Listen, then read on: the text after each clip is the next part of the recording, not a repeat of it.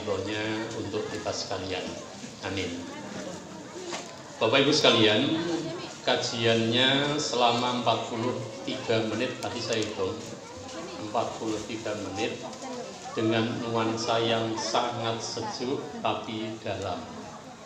Saya berharap tadi itu minimal 1 jam, ternyata sudah dihentikan karena baru terputus sampai situ.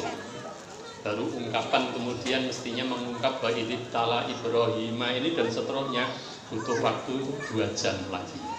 Tapi mudah-mudahan hikmah dibalik pendeknya tausiah tadi, tetapi saya harapkan tidak hilang ketika nanti Bapak Ibu sekalian pulang kemudian kena angin jalan.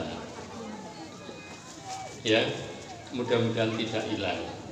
Dikuatkan oleh Allah, tertanam menjadi ilmu dan kepahaman untuk bisa kita amalkan. Bapak Ibu sekalian, pertama saya sampaikan maklumat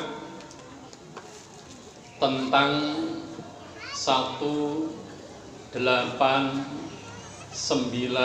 dan 10 Dzulhijjah itu sudah disampaikan oleh pimpinan pusat, diteruskan oleh pimpinan wilayah, daerah, cabang, nyampe sudah pada pimpinan ranting pada sebelum Ramadan.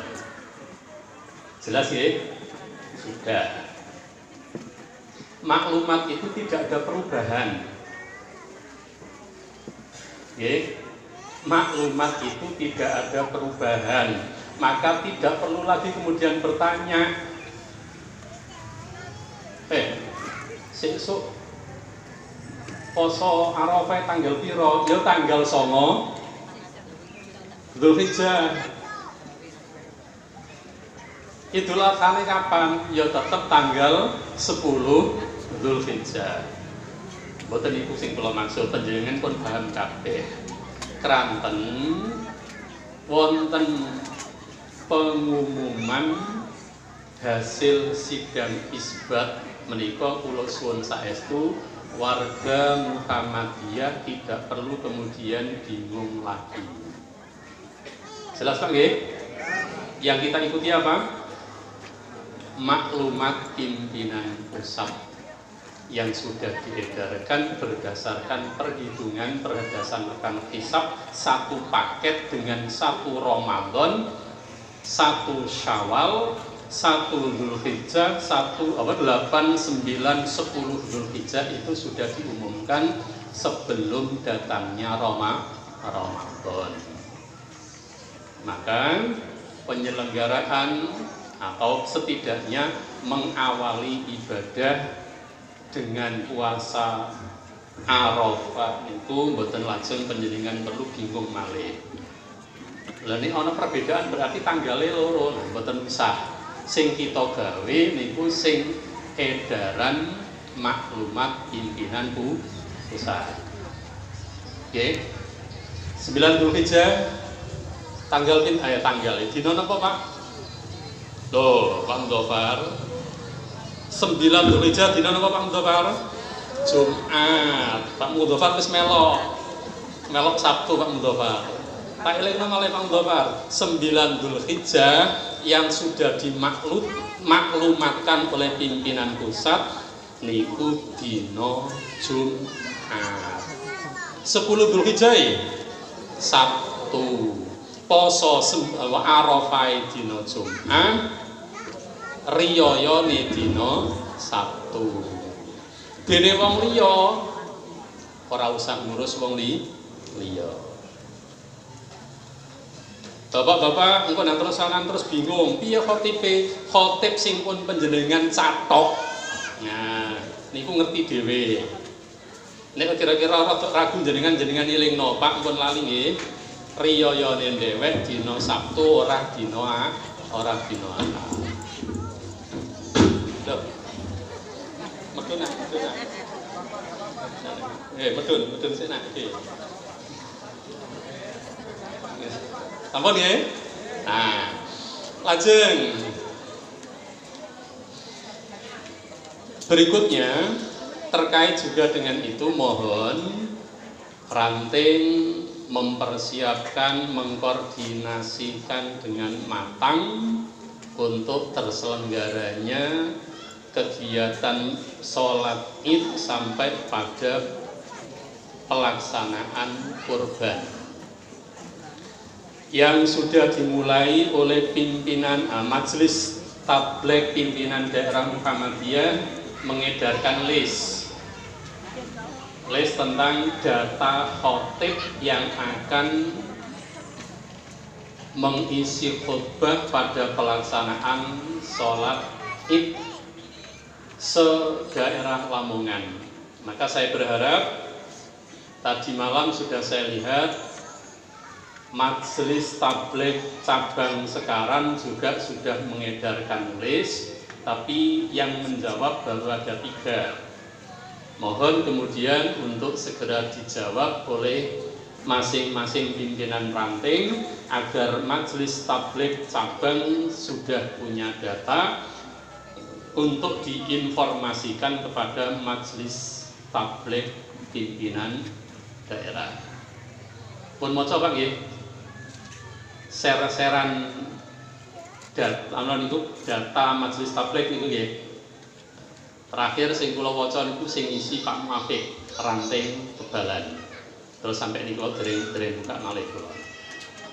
Mohon untuk segera diindahkan supaya data itu tersampaikan dari Lamongan ke Surabaya, dari Surabaya nyampe ke Jogja dan Jakarta, tentang koordinasi tabligh dalam pelaksanaan sholat Idul Adha tahun 1443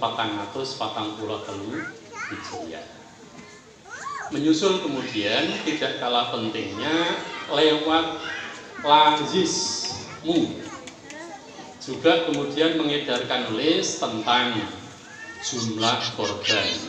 Adapun data ini belum mungkin dijawab hari ini, tapi bisa pasti setelah pelaksanaan kurban. Namun demikian, tetap juga saya himbaukan data apapun yang diminta, baik itu oleh majelis, oleh lembaga di bawah naungan pimpinan cabang yang membutuhkan informasi dari ranting-ranting, tolong segera untuk mendapatkan jawaban supaya cepat terselesaikan pendataan itu.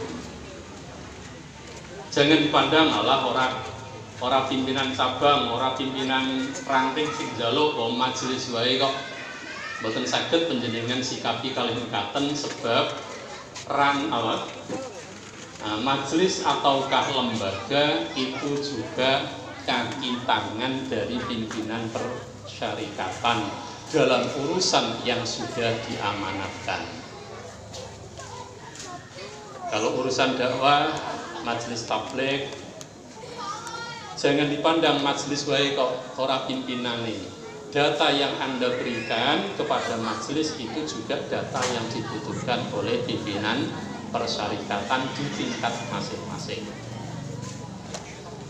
Kemudian, Bapak Ibu sekalian, nanti khusus masalah kegiatan yang akan datang pada tanggal 12 nanti akan disampaikan oleh Pak Taim, Sekretaris Pimpinan Cabang. Tetapi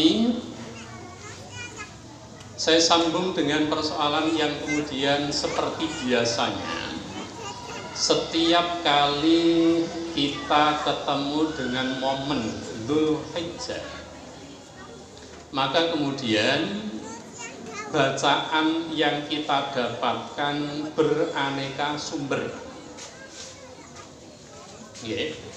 Bacaan yang kita dapatkan di media itu beraneka sumber.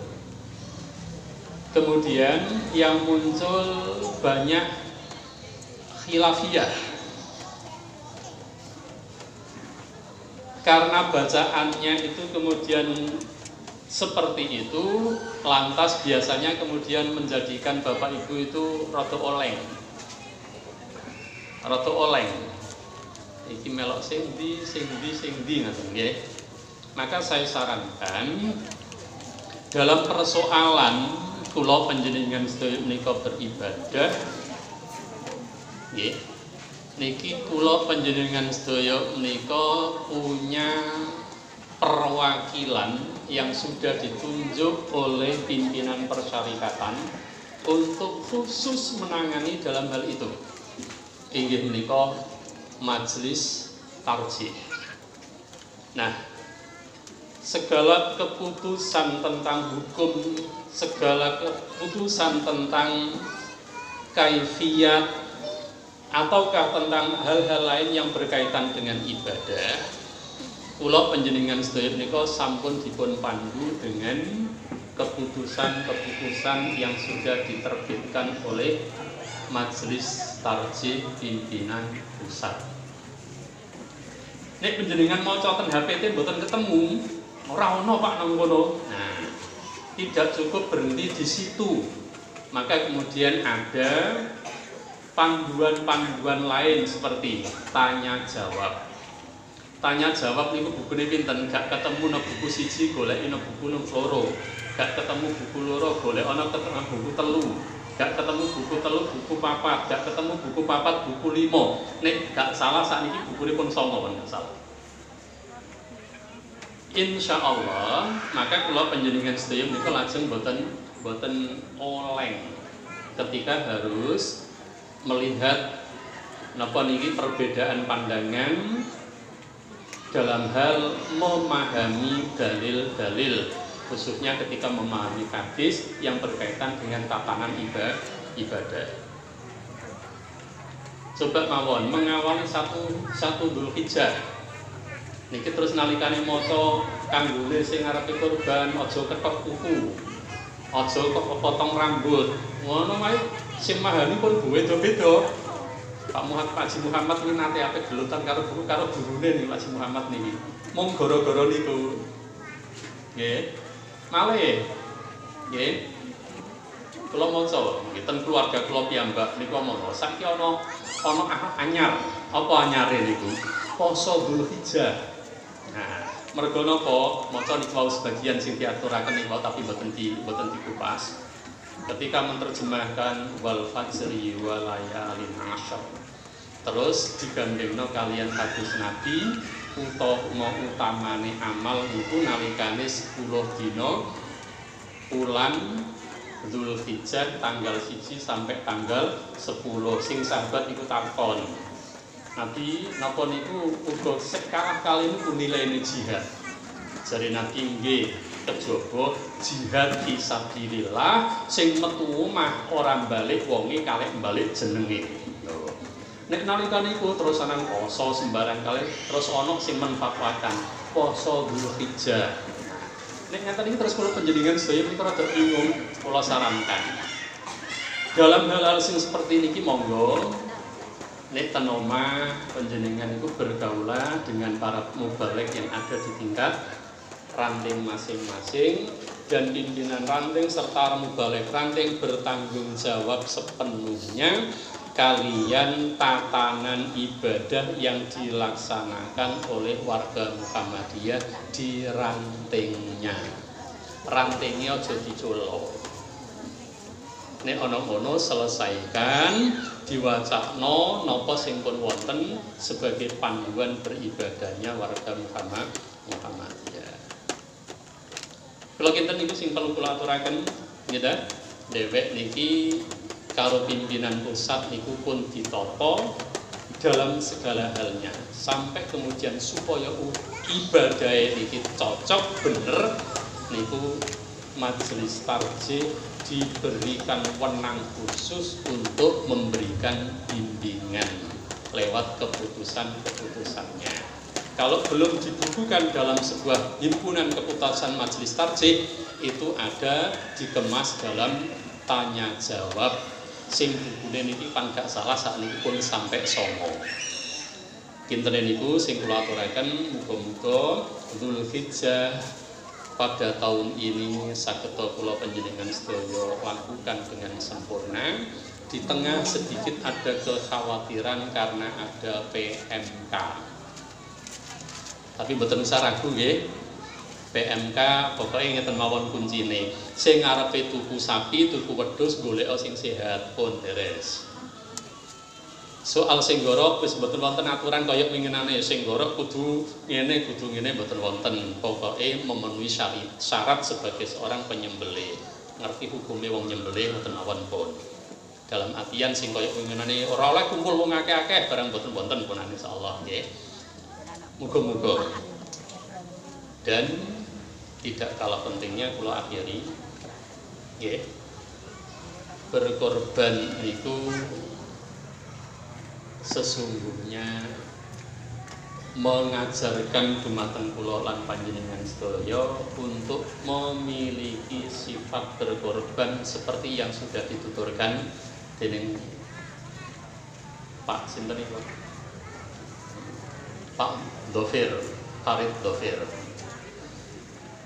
Keikhlasan sing paling penting. Wong Muhammadiyah tidak perlu kemudian menyoal nggih. Mergo saiki wong Muhammadiyah niku seneng ora tuku wedhus ijen tapi seneng lajeng didadekno patungan rupa sapi. Alasane gak ono liya-liya kejaba napa? Carane mbagi niku iso luwih akeh. Daya manfaatnya untuk diberikan kepada orang halayak niku langkung kathah tinimbangane sapi sitok dibeleh dhewe. Sing jelas wong Muhammadiyah wis ora pantes meneh lajeng duwe komentar. Ora enak nek kapan sapi urunan iku mosok sapi sitok ditumpaki wong pitu. Wis ora ono nggih? Mboten niku. Bukan itu maksud kula panjenengan sedaya menika berkorban. Tetapi ketakwaan kula panjenengan sedaya menika yang akan sampai di hadapan Allah. Kirang langkungipun nyuwun geni pangunten. Assalamualaikum warahmatullahi wabarakatuh.